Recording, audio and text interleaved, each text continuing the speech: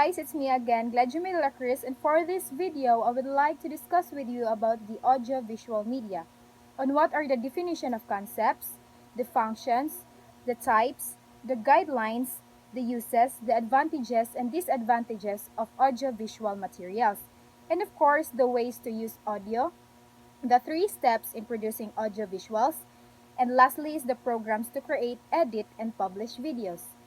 So spend your time and just keep on watching. Audio-visual materials are the most complete sources for teachers due to their availability and versatility. Also, they enhance the learning experience of students and teachers. Definition of concepts. The first is the audio material, the tools to convey information through sound. This includes the speaker, microphone, laptop, and etc. The second one is the visual material, the tools to convey information through sight. This includes the blackboard, flannel graph, models, specimens, posters, film strips, slides, epidioskope, and overhead projector. The third one is the audiovisual material. It is a combination of both sight and sound to convey information. The next one is audio. Audio refers to sounds reproduced by a computer or any other device that is able to play it. Lastly is the video. So video is the electronic medium for recording, copying, and broadcasting of moving visual images. So there are 5 functions of audiovisual materials, and the first one is the teaching, music, literature, science, and documentation activities. And the second one is the teaching language and other content areas. The third one is to foster oral communication. And the fourth one is to motivate interpretation. And lastly is to make use of sketches and broadcast. So, those are the 5 functions of audiovisual materials, and it can help the teacher in providing proper environment for capturing and sustaining the attention and interest of the students in the classroom works. And this is how audiovisual materials ensures the involvement in teaching and in learning. So let us move on to the types of audiovisual materials. The first one is the audio. Under audio is the recordings and the radio broadcast. Recordings may come in cassettes or CDs, while radio broadcast is the transmission of radio programs, and it can be live or in a tape. Next is the visual media. Visual media has bulletin boards and posters.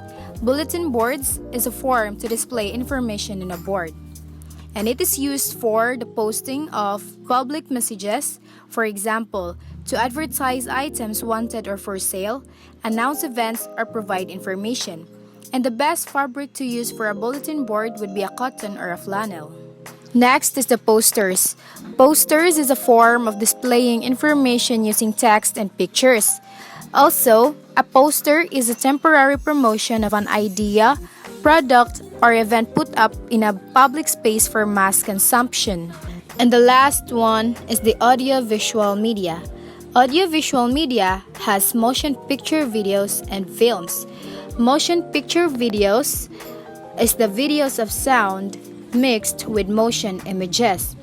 And the films is the large sequences of animated scenes and sounds. And now we have the guidelines for audiovisual materials in learning and teaching. First is the images should be as small as possible, because when it comes to file size and display speed, small images fare better than large ones. Also, small images work better on small display devices. Next, always provide alternative content. And the third is check copyright. Always check contracts for clauses assigning copyright. Just because someone buys your work doesn't mean they can alter or copy. Then use MP4 format, a size of 640 by 400 and a speed of 500 kilobytes per second. Then, provide transcripts for audio and video files. In order to receive a spotless transcription from a computer software, the file needs have crisp and of clear audio. And the last is save audio files in mono format. Mono format or mono files contain a single channel. The use of audiovisual materials. First is to stimulate interest and emphasize. So trigger and maintain situational and provide activities that use structural features to stimulate attention and engagement for all students. Second, promote efficiency. To accomplish the task with a minimum expenditure of time and effort, don't be afraid to delegate, communicate effectively, and keep your goals clear and focused. And the last is clarify subject matter topics. So, clarifying questions might be one of the most valuable tools to help you better understand information. So, there are advantages and disadvantages of using audiovisual materials in teaching. So, let us go first for the advantages. First is to provide diverse teaching techniques for learning. Simplify and clarify complex topics. Allow students to learn at their pace. It can be reused. Last is to reduce the quantity of asked questions. So the disadvantages are requires correct use, not all concepts can be taught, should include only images unfit for boards, might not guarantee learning, to prepare it good pronunciation is needed, it can be difficult to understand for children, a good internet speed is required, and the last is the proper equipment is needed. So those are the advantages and disadvantages of audiovisual materials in teaching. So let us move on to the ways to use audio to support learning. First is the unit podcast.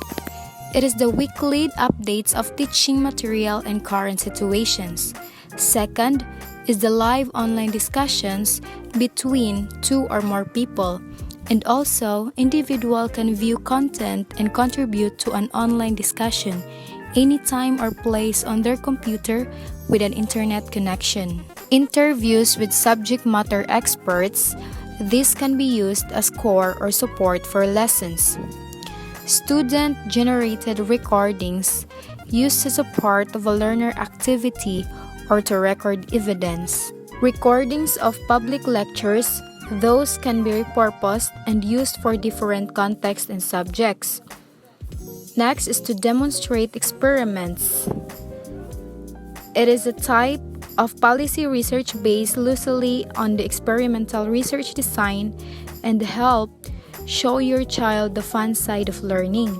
To exemplify abstract concepts, an idea that people can understand that has no physical form, and the ability to identify, understand, and communicate abstract concepts is a foundational element of human intelligence. Next is to illustrate 3D models.